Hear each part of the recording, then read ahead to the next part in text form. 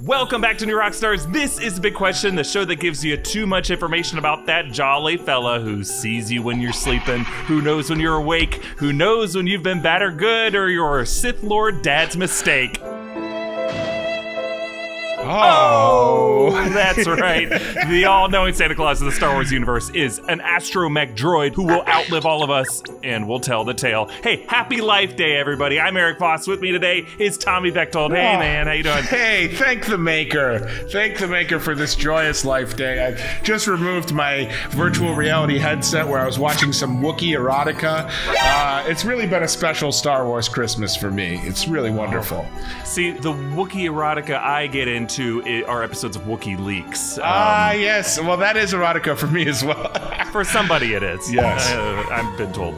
Oh, well, speaking of Wookiee Leaks, The Mandalorian Season 2 has wrapped up. What a wild ride that was. Yes. And I gotta say, this season revealed a lot of interesting secrets about the Star Wars timeline, recontextualizing what we thought we knew, but no character embodies that theme more than our little R2-D2, the astromech droid, who has been there for everything. He knows all kinds of horrifying truths about this galaxy, but he says nothing to nobody. Yeah. He is essentially the Cold War era spy whose head is filled with so many secrets that he just eventually cracks up, and they gotta send Matthew Reeves and Kerry Russell out to take him out. Yes. Oh, R2. He's gonna overload. So what's our big question this week? Right. So, Erik, my question for you is, what did R2-D2 know, and when did he know it? What was his involvement with Watergate?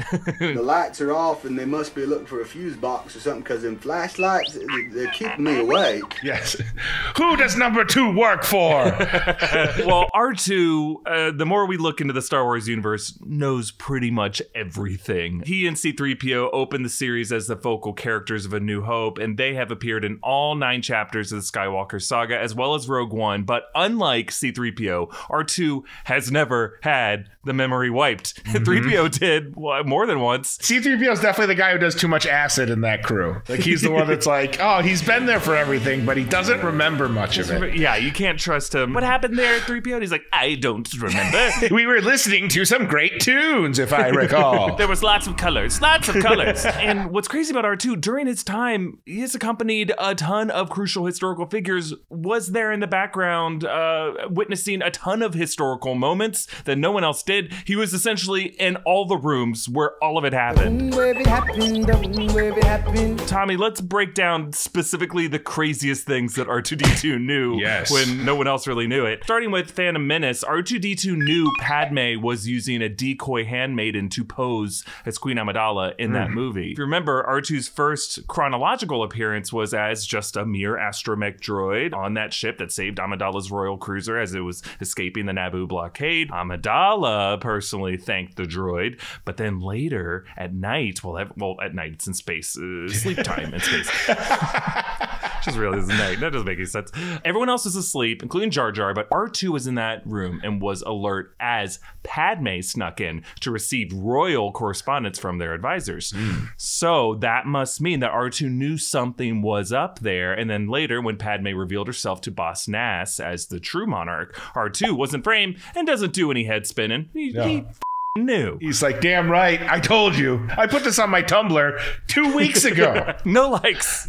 No clout. All right, next thing that's pretty crazy, and I think everyone knows this, R2-D2 knew that Padme and Anakin were hooking up. Yeah, he did. Before 3PO knew, at least, because in Attack of the Clones, Padme, of course, went home to Naboo, accompanied by Anakin and R2. R2 was there. He was showing how he can go up and down stairs while he was there. Was there the whole time while they were flirting. They pretty much made him watch, Tommy. Yes. I don't think maid has anything to do with it. R2 is a dirty, filthy scumbag. He was like, mind if I hang out, lit a cigarette, and just hung in there. Padme's like, we gotta stop floating pairs to each other. R2 keeps giving me this weird look. Yeah, R2 was the original dog who likes to watch. He's just calmed by it. R2, get down from there. You get too good of a view of things. Wait, why is he looking into the mirror? This is weird. That's why he has those rocket propulsors. He wants to get a weird drone peeping Tom Oh my God, what a creep. Cancel R2-D2. Cancel R2.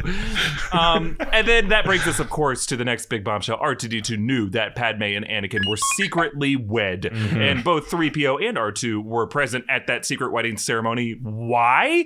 You know, for visual poetry, for closing images of movies. Again, it's like poetry, so if they rhyme. But why did they have those droids there? Maybe they wanted to have some witnesses to be like, yes, I know these two. I know how wrong it is, but I know them. Can droids sign documentation as witnesses in the world of Star Wars? Like, could C-3PO be the witness to that wedding? I wonder. That's a big question inside of a question. That is a future episode big question. Can droids be notaries? We have to ask, like, Dave Filoni. Only he can make that decision now. Now, this is the saddest detail about what R2-D2 knew. R2-D2 had a personal friendship with Anakin Skywalker between Attack of the Clones and Revenge of the Sith, because in the Revenge of the Sith novelization, C-3PO and R2-D2, they had this little interesting chat after Anakin becomes Vader and is on his way to ransack the Jedi Temple. 3PO asks R2, what is going on with Anakin? And R2 responds, you know, because C-3PO can understand what he says, translates to, I don't know. Anakin doesn't talk to me anymore. Aww. And why it's heartbreaking is it means Anakin used to talk to him all the time. They're buddies. Right. Like, just imagine Anakin probably told R2 things that he couldn't divulge to anyone else, to Obi-Wan, to Padme. Yeah. It's just like his buddy hanging out in the back of his starfighter as, you know, he's piloting alone in space for hours and hours. R2's his one confidant. They even, like, give evidence of this. At one point, Mace Windu scolds Anakin for encouraging individuality in his droid. And Anakin's like, well, you know, this is my only friend. And now that friend's gone. Leave me alone. So sad. And R2-D2's aware of it. It's not just like, oh, the human doesn't yell at me as much. It's like, oh, this friend is gone. It's like when you stop playing with your family dog. Or is that just something I did? Your dog is Fry's dog from Futurama. This is where we get into some interesting stuff. R2-D2 knew that Luke and Leia were the children of Anakin/Vader and Padme. Both R2 and 3PO were present for those twins' birth, and they were there the moment they were named. They knew those kids would be named Luke and Leia. You'll remember, of course, the moment Bail Organa in Revenge of the Sith ordered that 3PO's memory be wiped, but not R2. R2 made it through there, memory fully intact. I'm sure he wished his mind could have been wiped. No kidding at that point, yeah. Like, I'd love to unsee this. I don't like sand. No.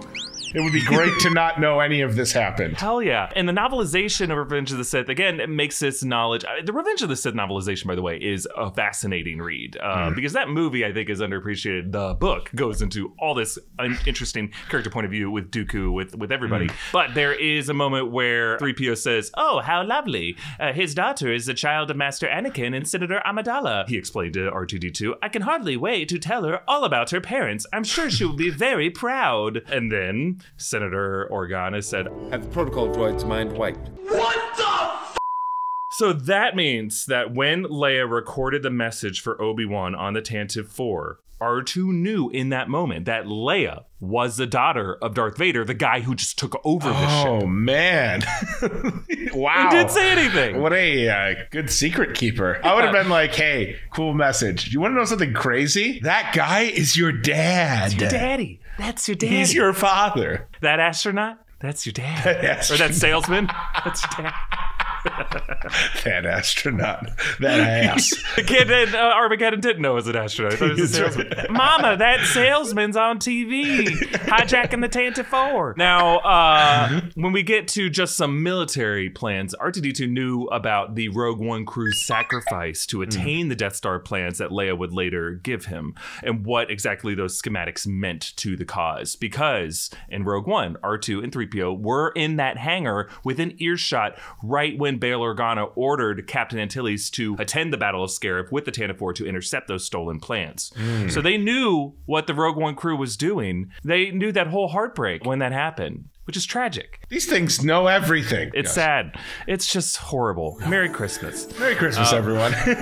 Now, here's a fun detail that I just realized, that R2-D2 knew how to navigate in Tatooine in A New Hope because he had been there before. Oh, right. So when their escape pod crash lands, 3PO bickers with, he's like, you don't know where you're going. And R2's like, shut up. I know where I'm going. It's because As an episode of Clone Wars tells us, R2 had previously visited Tatooine in that whole plot to save Rhoda the Hutt. So R2's like, yeah, I know where I'm going. I know this dune planet. I'm good. Don't worry about me. Now, the big controversial one is with Luke being Vader's son. R2-D2 knew teenage Luke was the son of Darth Vader, did not tell him or even contradict Obi-Wan when Obi-Wan lied or, you know, told Luke the truth from a certain point of view. Now, when the Jawas sold R2 to Uncle Owen and Luke, it is possible that R2 in that moment did not know who Luke was. I don't know if he knew the Lars farm was where Luke ended up, but when Luke met Obi-Wan, R2 had to have put 2 and 2 together at that point. I mean, we did see that poor little guy tip over and faint.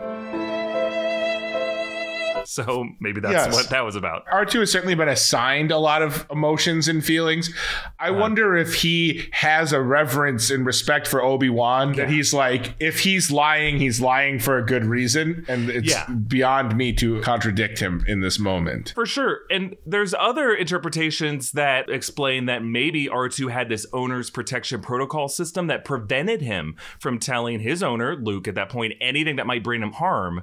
And in that case, you could argue telling Luke that his father murdered his mother, killed a bunch of kids in a school, tough to hear, became a cyborg who uses dark magic to commit war crimes. Maybe that would have led Luke to approach his father before he was ready to confront him. It certainly would be. I mean, he'd send a text. He'd definitely send a text, hey, just heard about your past, not interested in meeting up. I mean, I think the whole Star Wars universe decided that Luke's obliviousness was kind of what protected him from Vader, right? He didn't know he was important, and that's why he didn't think to ever leave the farm home. And it's also kind of fun to think about in the trench run on the Death Star, R2 was accompanying Luke in his, X-Wing as Vader was pursuing. That droid must have been aware that his former master, Anakin, was the real father of his new master and was now gunning him down. That must have been insane to process. This is exactly like when Adam Banks had to play for the Mighty Ducks instead of the Hawks.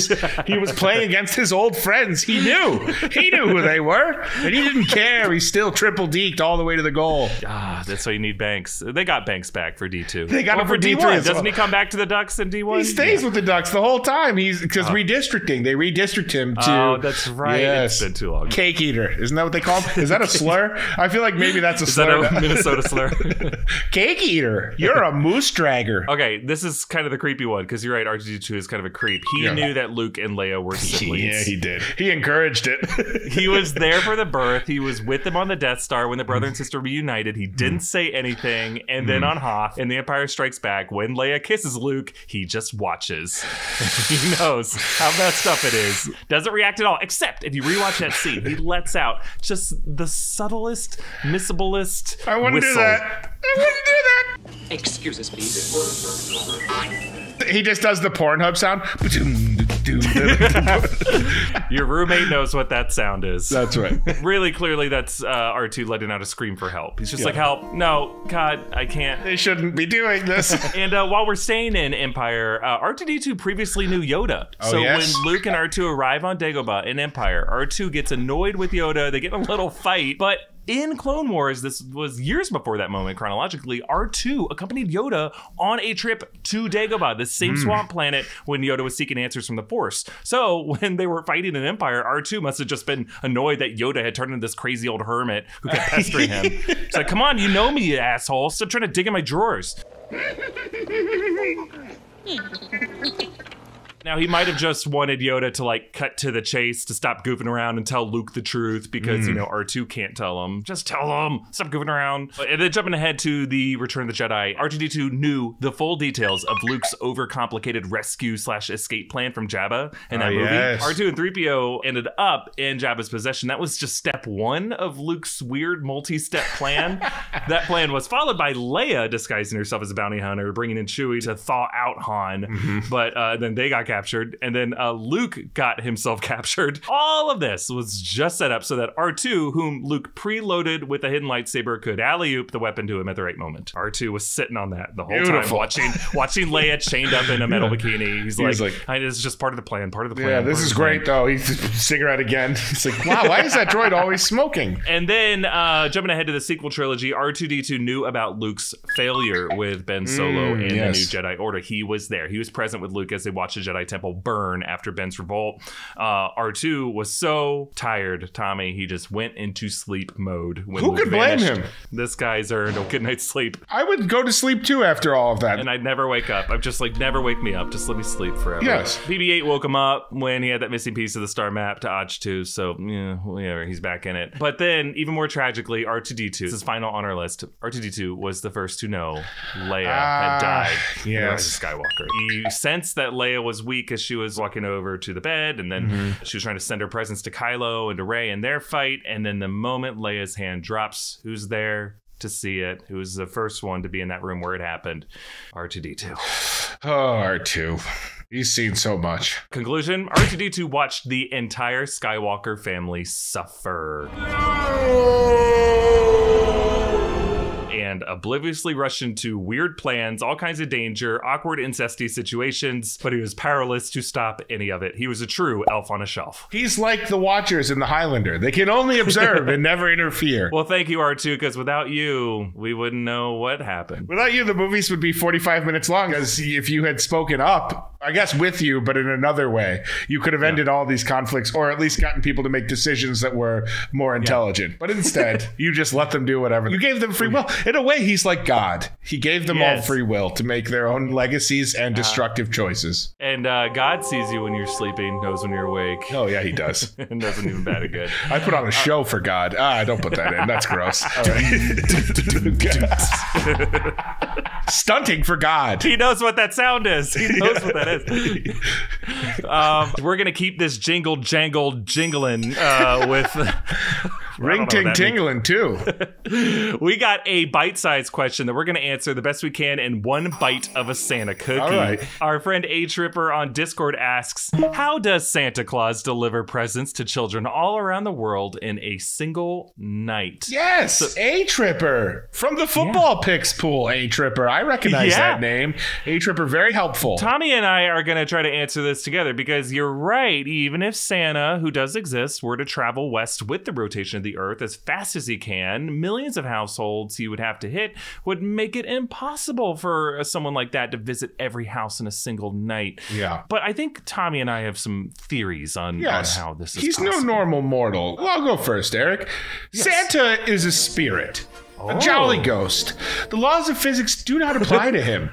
He himself is a cosmic specter, but the toys he brings are tangible and real. So while he is not corporal being per se, the toys are real. The joy is real. That makes him even more powerful, Tommy, if you think about it. If you strike him down, he's a force ghost.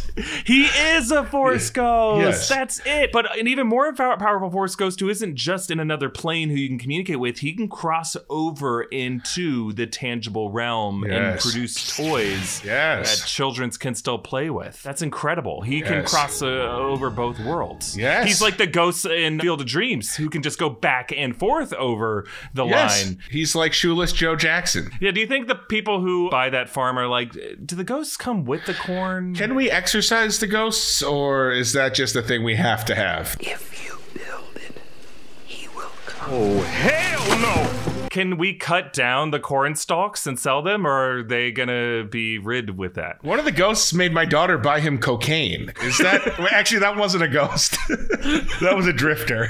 But he was very pale. And dressed as a baseball player. He's a ghost now. He did all the cocaine in one sitting. Okay, kids. Theory 2.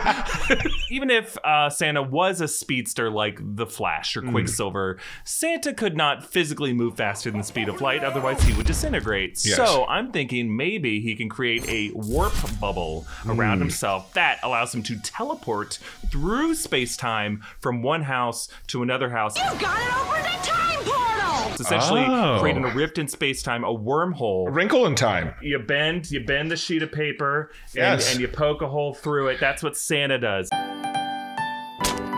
You knock books off the shelf. We've all seen Interstellar. We get it. Murph! Come on, Murph, you can do this. Murph, decorate the tree, Murph. That part shouldn't be that emotional, and I cry like a baby every time I watch it because he's so worked up as an actor that I'm like, it makes me emotional. Anyway, point 3 on our little dissertation. What we know as Santa is actually a company called Santa, Society of Altruistic Nicks throughout America. Every neighborhood in the United States has a different local Santa, a representative of the Santas, if you will. This is the Santa you see at the mall or at Santa's village, or the one who comes to your school, or the guy who comes home with your mom after a Friday night at the movies and makes a little too much noise, and you come out into the hallway and you say, "Who are you?" And he goes, "Go to bed, kid, I'm Santa Claus." That guy. Papa? Tens of thousands of these Santas, but only one Jeff. And they're all oath-swearing, due-paying members of this proud union. Their duties include present delivery, letter and gift list reading, and naughty and nice sorting. Their payment is cookies. They elect a Santa chairman every year, and there's lots of politics involved. This year, I hear there's a disputed election where one Santa won't concede. Well, he's invited the elves from certain certifying boards in swing states, and maybe one might flip. There's a lot of goblin lawsuits. Those goblins are gross. They snot all over their goblin handkerchiefs and wipe it on their faces. Right. That's right. It's gross. I have another theory. I think that over the years, many of Santa's elves might have just grown older and chubbier, let themselves go. Why weren't you at elf practice? They began to look like Santa. Okay. Just kind of like how married couples start to look like each other as they're older. Yes. That's what happens with these elves who none of these things can die. They're all immortal. So they just, as they get older, they start to look like Santas. Sure. Now he's got like hundreds, thousands of these things, a big team of Santa plus 1,000 and thousands of Santa looking elves. And they all deliver the gifts in a fleet of sleighs. And then Santa has them all dress up in identical Santa clothes so that no kid who happens to see them would know which one is the true Santa. They just all assume the real Santa's come to their house. You sit on a throne of lies. But because Santa's such a good guy, he always does a shift. He always does an undercover boss because each year he wants to do a different shift in a different neighborhood and get to know the whole world. I like that. That's really nice. It's a nice one. Option 5, Santa is like Liberace and he forces his lovers to get plastic surgery to look just like him. Just kidding. That's not it. That was I just made that one up to see who's paying attention. No, number 5, Santa is like Zach Morris and can freeze time, but only on one night per year, and not to bully people the way Zach used it. That's why you never see him actually put the presents under the tree. The dilation is what accounts for the tilt of the earth and the waning and waxing day length throughout the year. It's all those little time blips. That's what's making it happen. If Santa didn't do this every Christmas night, every day would be the same length throughout the year. So we actually owe Santa for all those 4:30 it's dark outside nights that make me so depressed. Thanks, Santa causes the seasons. The seasons don't cause Santa. It's kind of like our theory about the Night King in Game of Thrones. That we thought like he came with winter, the winter is coming, but no, his arrival is what brings winter with him. And that's what Santa is. He's the Night King, and he's going to be stabbed to death by a little girl. Cindy Lou Who. He's going to pull a real cool move with a dagger.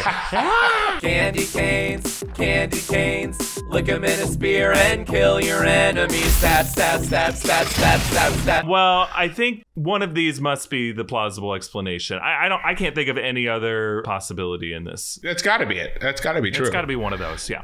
All right, we have time for one final box of scraps. Box of scraps! Christmas edition. Yay! I'm gonna let Miss Potts live. It's the opposite. He's nice about it. All right, what is it? Lay it on me. What is your favorite Christmas memory? I'm gonna say my favorite kid Christmas memory. Okay. When I was 5 or 6, I desperately wanted the Ghostbusters Firehouse. It was a toy that Kenner made with the Ghostbusters toys, and I didn't think I was gonna get it. Christmas had kind of come and gone, and then it showed up. It got delivered like right on Christmas Eve. It showed up like that night, and it was a Christmas miracle for me. It's a Christmas miracle. I have a less kind Christmas memory that I like to remember because it reminds me of who I am and where I came from. I was 19, maybe 20. It's the Christmas I realized my family is the mean family, are the bad guys in the world. I love my family, don't get me wrong, but I realized I looked around finally objectively at my family. I said, wow, we're a bunch of jerks. So when I was 19 or 20, I went out for like all of the family was back in town for the holidays, and I'm the youngest. youngest of like 5 siblings. So everyone's older and everyone came back in town. We went out to lunch somewhere at like this restaurant. It was like a diner or something like that. And we had a big table because there's a ton of us and did not make reservations and we're kind of rowdy. And my dad was just in kind of a bad mood. He was in a crabby mood and was like flagging down the server. And the server was like, no, do not flag me down. Is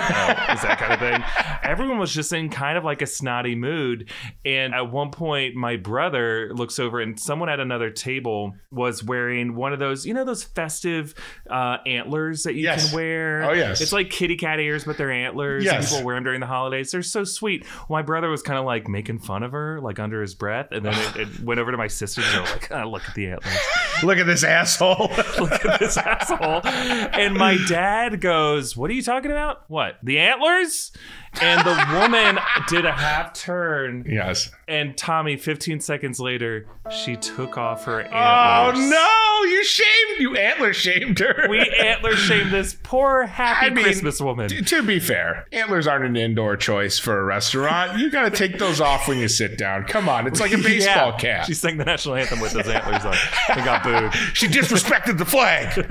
I felt so bad. And in that moment, my heart broke and I was like, oh, we're the jerk. And I saw myself, I saw my whole family, like, we're the Grinches, we're the Scrooges, we're not the nice Christmas family. Yes. We're the ones who snark at the other Christmas families in church for singing Christmas carols. Noise, noise, noise, noise. And this whole time I thought we were cool and we were the heroes of the story, but no. We're the villains. We're the Scott Farkases of Christmas. And I'm the little toady guy. I'm going to tell my dad.